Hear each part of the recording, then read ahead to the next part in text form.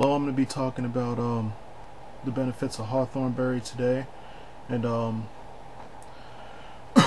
we're going through another herb that is another good herb that has a lot of benefits, and it's hawthorn berry, and it's made from the berry of the hawthorn plant.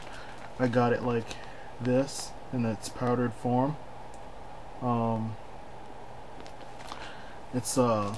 This stuff's excellent for lowering blood pressure. I've personally seen someone that had their blood pressure lowered by taking this stuff, and I take it myself. It's an excellent alternative to high blood pressure pills and stuff like that. It's great for, you know, a number of things. It promotes healthy heart function. It's great for oh, I'm sorry, I'm trying to look through all this stuff because it's good for so many things, but I know a lot of the things that it's good for off the top of my head. It's good for angina relief. It actually promotes a healthy heart and actually promotes healthy heart function. Actually makes the heart stronger. It actually produces healthier heart muscle and stuff like that. Some have said that it's good for certain types of cancer and stuff like that. It's just an all-around great thing to use. You can buy it in a liquid form as far as an extract, or you can buy it in a pill form as far as like vitamins and stuff like that. Once again, I make it myself. You can make it yourself. You can buy it. If you buy it as an extract, you could buy it in stores already made as an extract. It's you could buy it as far as an alcohol extract or alcohol base, glycerin base.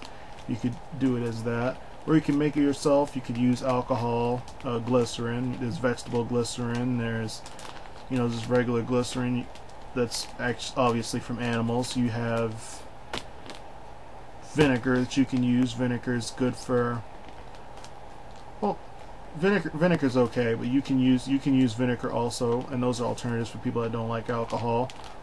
I use alcohol with it. I use vodka. I try to get at least 100 proof, but you can use 80. I wouldn't recommend going lower than 80, but you can if you want to. 80 proof alcohol is good, and you since it's dried, you want to use a 5-to-1 ratio. You want to use 5 parts alcohol to 1 parts of this, because like I said, it expands as it gets wet because it dries, or it absorbs the amount of liquid. So to prevent it from overflowing and going rancid, or the herb being outside of the liquid, you want to compensate for that and always assume that it's going to absorb, which it always does. I've made this stuff before and it came back a couple days later, and I had, you know, half and half, and the stuff was almost out the jar because it, you know, or it was out the liquid because it absorbed so much. So it really does absorb a lot. You know, you really gotta watch out for this stuff. But it increases blood flow efficiency to the heart caused by angina. Let me read about, well, okay, it doesn't tell me about that, but it's actually was used by the Chinese a lot. It's a fantastic herb. It could be used for many different things. Promotes very good heart health. I've personally seen it lower blood pressure. I've seen the good it does. It just promotes a healthy heart. I think this is one of the best things you can take for the heart. And I've known people that have been prescribed certain medication and took this stuff and lowered their blood pressure just as good, you know, with no side effects. The stuff has pretty much no side effects. Now, I'm not going to say it won't have any side effects for anyone, because, you know, someone's allergic to it or something like that. I haven't personally seen a case of it. If you look it up, it's considered a safe herb. You can look it up. I suggest everyone does their research beforehand. I suggest everyone does research and consults a doctor. Don't just listen to me. I'm just going through my personal experience. I try to go through on YouTube and give people some advice. I'm kind of the guinea pig of myself. I do a ton of research before I do anything, like a ton. And I go on and I go through and I look things up, and I try them out. And this is one thing that's worked pretty good for me.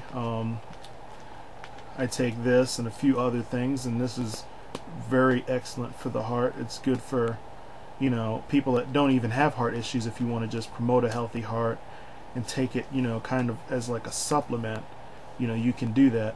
There's no time limit on when you can take this. Some herbs have time limits, so if you want to take them for a few weeks and stop, you want to take it for a month and stop for 2 weeks, or you want to do something like that, there's no real time limit on this. You can take it for however long you want, for as long as you want, with no adverse side effects or anything like that. It's great. I've given some to my mother. Different people I know take it with excellent results.